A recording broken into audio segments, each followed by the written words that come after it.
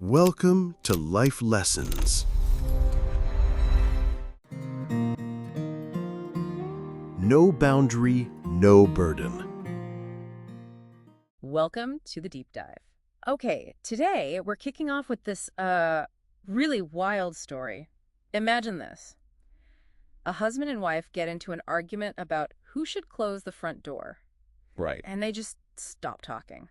Total silence. They're so stubborn, they leave the door open. Which leads to, well, chaos, does it? Totally. Rogues just walk in, steal stuff, eat their dinner.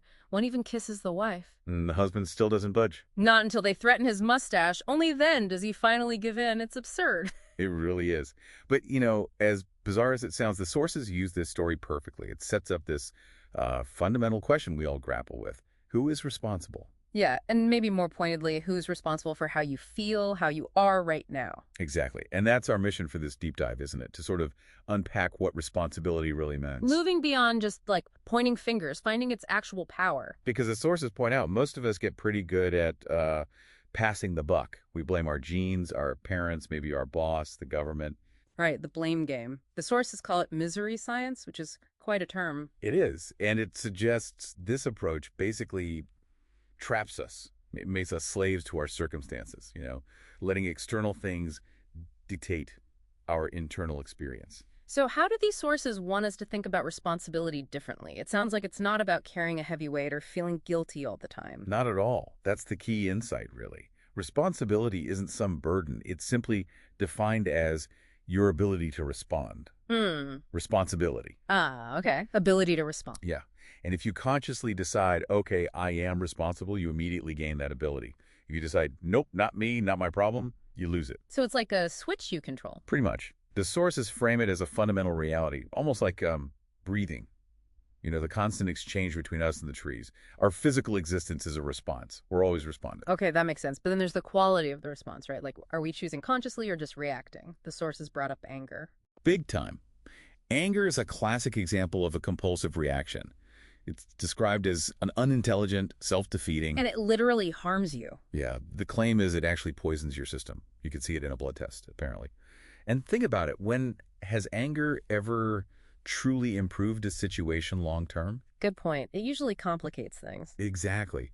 And there's this incredible story in the material about a 13-year-old girl. She survived a concentration camp, just horrific experiences. Wow. And after a final angry exchange with her brother, who she then lost, she made this profound decision. She would never again speak in a way she might regret. At 13, that's amazing resolve. Incredible, isn't it? And that single choice, that taking of responsibility for her own words, her own response, it completely transformed her life. It shows how even the absolute worst things can somehow become fuel for growth if you embrace that responsibility. So responsibility isn't limiting us then. That seems to be a common idea, that it's a restriction. Right. That's a major misconception the sources tackle. They argue the opposite. Responsibility is freedom. How so? Well, think about it simply. Your pen falls. If you say, I'm responsible, you have choices.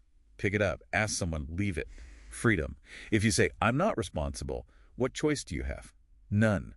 You're stuck waiting for something else to happen. Okay, I see the distinction. Action versus response. Precisely. Our ability to act might be limited, by time, money, resources. We have to analyze that. Yeah. But our ability to respond, the sources say that's limitless. Limitless to everything. To everything. People, plants, the moon, the whole cosmos. Taking responsibility empowers you.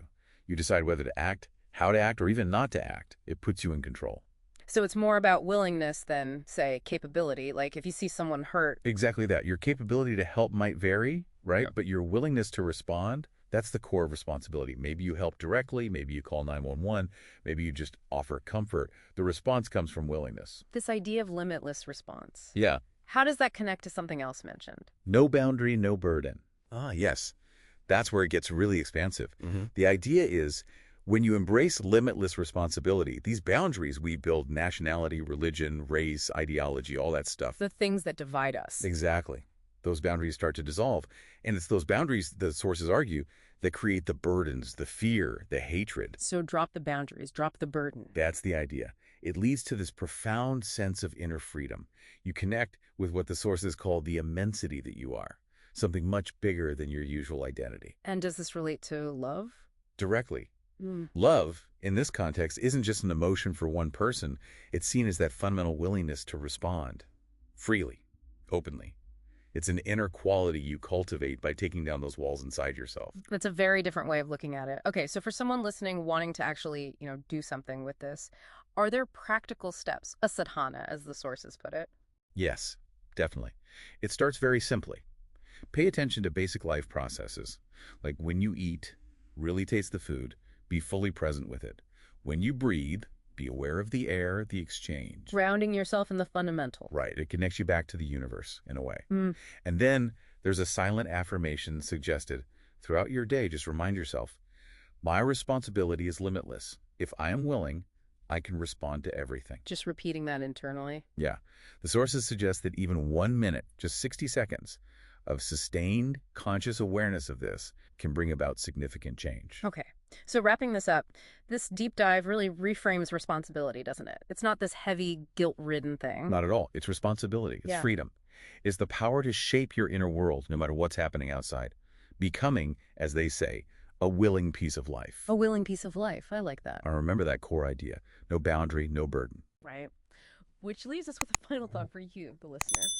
What imaginary wall in your own life, maybe one built on blaming someone else or some situation, what wall could you start to, maybe just chip away at today, simply by choosing a conscious response instead of that old habitual reaction? Something to think about.